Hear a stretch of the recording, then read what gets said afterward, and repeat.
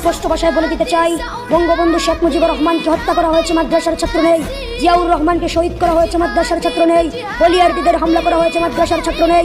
খাদিজাকে কুপিয়ে রক্তাক্ত করা হয়েছে, মাদ্রাসার ছাত্র নেই। ঐশীর মতো কুলাঙ্গার মেয়ে যে নিজ বাবা মাকে কুপিয়েছে, সেখানেও মাদ্রাসার ছাত্র নেই। সাগর রুনিকে গলা কেটে হত্যা করেছে, মাদ্রাসার ছাত্র নেই। প্রেসিডেন্ট এরশাদের রহস্যময় মৃত্যুর পিছনেও মাদ্রাসার ছাত্র নেই। শুধু তাই নয়, আরো কিছু তথ্য বলে দিতে চাই। বাংলার বাঘ, পৃথিবীর সকল মুসলমানদের হৃদয়ের স্পন্দন সাইদি সাহেবকে কারাগারে বদ্ধ করে মারার পিছনেও মাদ্রাসার ছাত্র নেই।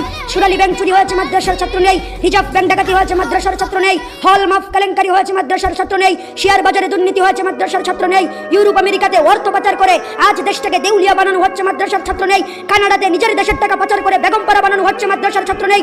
শুধু তাই নয়, টেকনাফ থেকে তেতুলিয়া, রূপসা থেকে পাথুরিয়া, সুন্দরবন থেকে বান্দরবন, সারা বাংলাদেশকে চ্যালেঞ্জ করে বলতে পারবো, স্বাধীনতার ইতিহাস থেকে আজ পর্যন্ত, পৃথিবীর শুরু থেকে আজ পর্যন্ত যে কোনো দেশে যত বড় বড় দুর্ঘটনা হয়েছে, কোনো একটা দুর্ঘটনার সাথে মাদ্রাসার ছাত্ররা কিংবা কোনো আলেম জড়িত আছে, ওই রকম প্রমাণ দ্বারা কেউ দিতে পারবে না।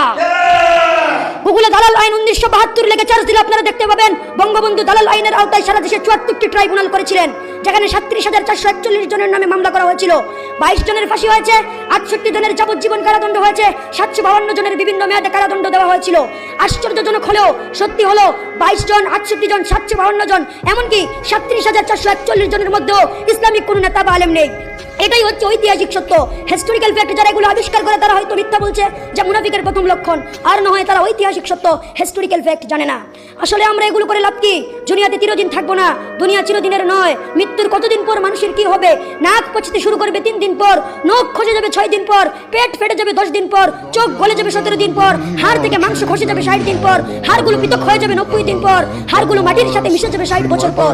সুতরাং আমি মনে করি আলেম উলামাদেরকে এভাবে গালি দেওয়া, আলেম উলামাদেরকে দেখতে না পারা, নবীর ওয়ারিসদেরকে সমাজ থেকে বের করে দেওয়া, এটা কোনো মুসলমানদের বৈশিষ্ট্য নয়। আমরা যেন এই আলেম উলামাদেরকে শ্রদ্ধা করে, আলেম উলামাদেরকে সম্মান করে আমরা আমাদের জীবন যাপন করতে পারি। আল্লাহ রাব্বুল আলামিন যেন আমাদেরকে সেই তৌফিক দান করেন। সকলে বলে আমিন। ওয়া আখির দাওয়ানা আনিল হামদুলিল্লাহি রাব্বিল আলামিন। আসসালামু আলাইকুম ওয়া রাহমাতুল্লাহ।